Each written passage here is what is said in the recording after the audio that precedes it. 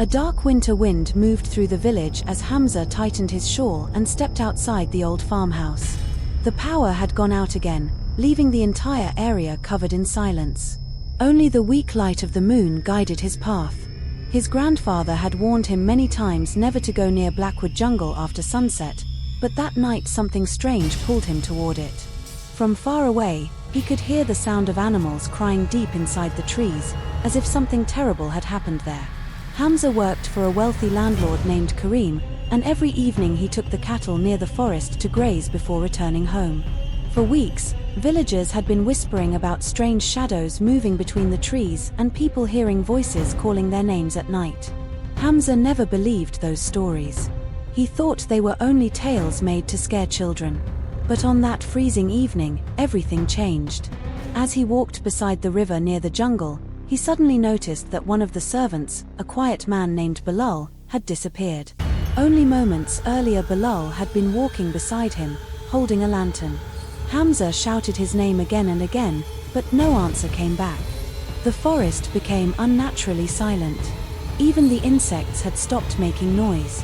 A cold fear slowly crawled into Hamza's chest. Determined to find him, Hamza returned to the farmhouse and grabbed another worker named Saad. Together they entered the jungle carrying an old lantern and a hunting knife. The deeper they walked, the darker the forest became. Tall trees blocked the moonlight completely. Strange whispers echoed between the branches, sounding almost human.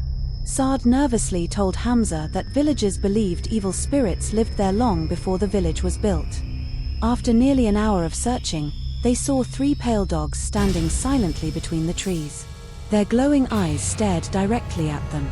The animals did not bark or move. A second later, they vanished into the darkness without making a sound. Saad froze in terror. Hamza felt sweat running down his face despite the freezing weather. Something about the jungle no longer felt normal. Moments later, a loud scream exploded from deeper inside the forest. The 2 men rushed toward the sound and reached a muddy pond hidden behind dead trees. Saad pointed toward the water with shaking hands. Across the pond sat a tall black figure with long hair hanging over its face. It appeared to be eating something raw beside the water. Before Hamza could move, the creature slowly lifted its head. Its eyes glowed like burning coals. The lantern flickered violently. A deep growling voice echoed through the trees, whispering Hamza's name. Fear took control of both men. They ran through the forest as branches cut across their faces. Behind them they could hear heavy footsteps chasing them between the trees. Every few seconds the whisper returned, louder than before, calling them back into the darkness. While running, Hamza suddenly spotted an old wooden cabin hidden among the trees. Smoke rose from inside as if someone was burning meat.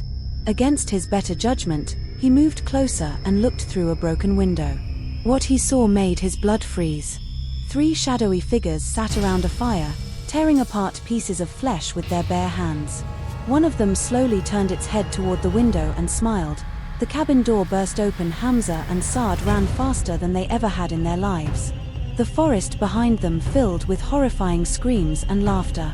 Just as they finally escaped the jungle, they found Bilal standing near the road barefoot and trembling. His face looked pale as death itself. He claimed he had heard someone calling him deep into the forest and then blacked out beside a pile of bones near the cabin. For weeks after that night, all 3 men suffered terrible nightmares. Hamza could still hear whispers outside his window after midnight. Sometimes he woke up feeling someone breathing beside his bed. Villagers later revealed that many people had disappeared inside Blackwood Jungle over the years, but nobody ever dared to search too deeply for them. Even today, the people of that village avoid the jungle after sunset. They say strange voices still call travelers by their names from inside the trees. And if someone answers, they never return the same again.